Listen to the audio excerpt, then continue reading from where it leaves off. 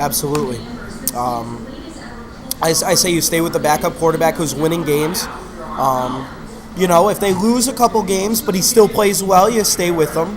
It's when he stops playing well that you have to go back to old reliable Ben Roethlisberger. He's got. So when do you make that transition? Say sloppy first half, Byron.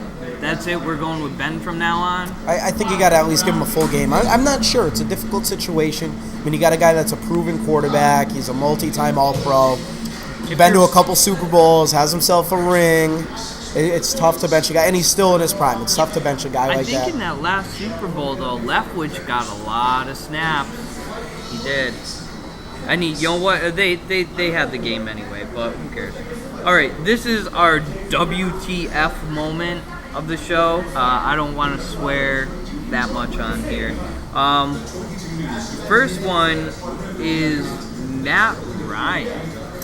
Can I hit on that? I agree. Kenny, my boy, I love ya.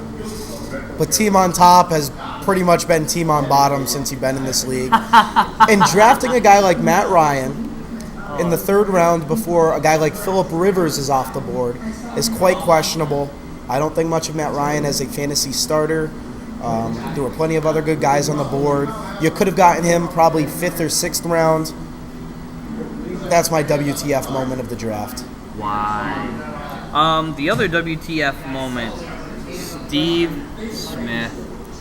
Who is this team? I wonder who this team is. Oh, geez, Joe Underkoffler. Drafting fake Steve Smith before real Steve Smith. Why? Because you're a Giants fan? Yeah, the two were ranked fairly even on ESPN rankings, but Steve Smith from Carolina is a proven receiver who's going to guarantee to give you points versus Steve Smith from the Giants, who had one breakout year, is not proven at all.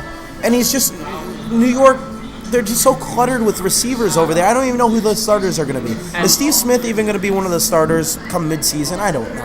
And I'm going to be honest with you, that's a move the Ladybugs would have done. Just, that's one of those follow your heart moves. But for fantasy, when, the game's on the line, I don't follow that. I really don't. All right. We're gonna talk to we're an integrated football league, and we have this team called Mass Destruction, Tim, and I just got to tell you, for a brother who says I'm gonna have a team that isn't full of any white people, and the first round you draft what's this guy's name again? Aaron Rodgers. Aaron Rodgers. Come on, guy. Why'd you do that? You had us all going. We thought we didn't have to worry about A-Rod going. He opened up with the statement, I'm only going to draft black people. And then 3rd overall, I'll take a white boy. Tim, seriously, man, let's go. Tim, that's hilarious. I tell you, you're always good for a joke. That's why I keep you around. Anyway, iffy players. We're going to go with the downside first. I'm going to pick quite a few players here just because I think this team is saturated with offense. Players most likely to disappoint, I would say. Yeah. Most likely to disappoint, exactly. And I'm going to go with Dallas for Dez Bryant, Miles Austin, and Jason Witten. Why do I think they have a downside? Fantasy-wise, it's a saturated team. I think Romo will distribute the ball, and you won't get a lot of touches, you won't get a lot of yards, you don't know who's getting the TD in those games. Honestly, as far as they look as a team on the actual field, I think that offense looks disgusting. It's loaded. It's fantastic. You got definitely a top 10 quarterback, maybe a top 5 quarterback in Tony Romo. Yeah, you take their 3 wide receivers, they're disgusting. You take their 2 running backs, 2 very good running backs. What's it? They have a premier tight ends. They have 2 very good running backs, and Jones and Marion Barber. Their 3 receivers are disgusting. Miles Austin, who came on so strong last year. Dez Bryant, who is maybe the most talented player to come out of the NFL draft this year. As the number 3 receiver, Roy E. Williams is still ranked number 2. And I thought he was spectacular in Detroit. If he can get back to where he was, you have 3 very, very dangerous receivers there. So as a real team, you look very good. But honestly, sorry guys, a little drama in the bar here. But for Dallas as a real team, they look amazing. But for Dallas as a fantasy team, count your pennies because they are just going to be fighting for fantasy points. Another guy on the downside. Here's a guy I kind of contradict myself because I said he was a steal in the draft coming in the 5th or 6th round. I really felt Wes Welker was a steal. However, you're looking at a guy who was good for 10 points every game last year. He's going to get 5 to 10 receptions every single game. Wes Welker makes me nervous. At best, he performs like he used to. He's not going to surpass that. He's never going to be the guy who's good for 20 or 30 points. At best, he is what he was. At worst, he gets injured and misses the whole season. So you're looking at a guy who's much more likely to disappoint or be a fantasy bust than he is to be a superstar.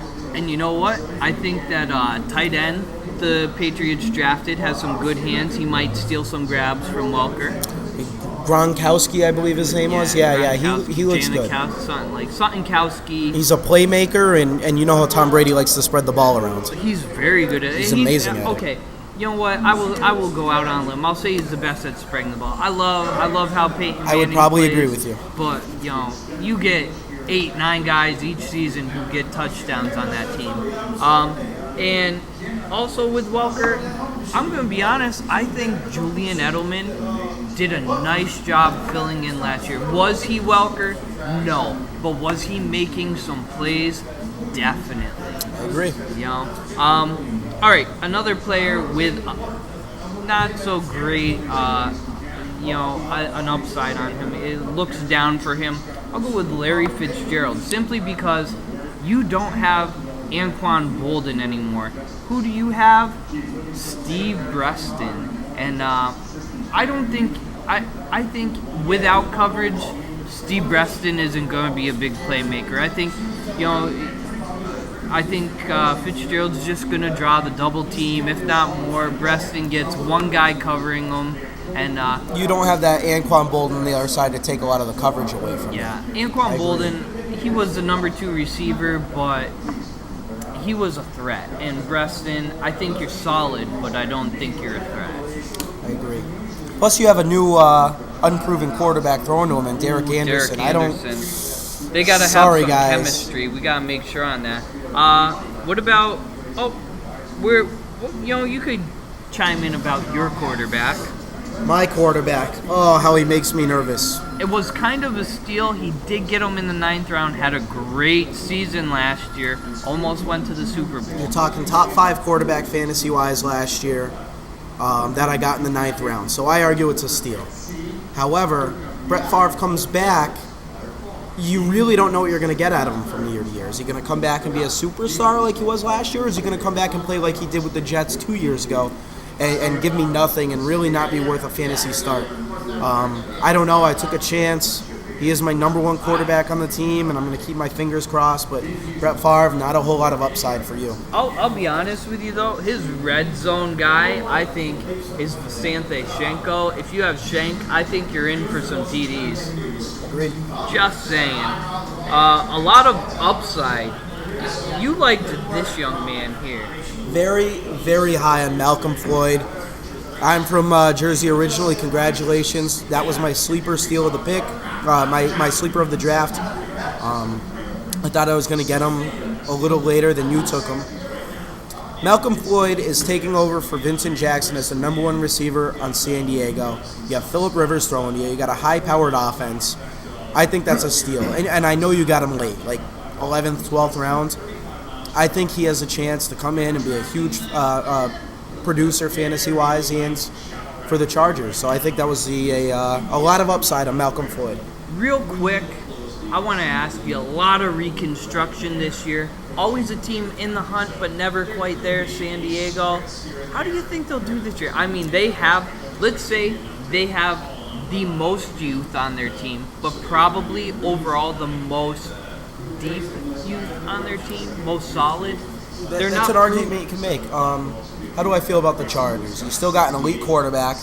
Your defense is decent. It's not spectacular.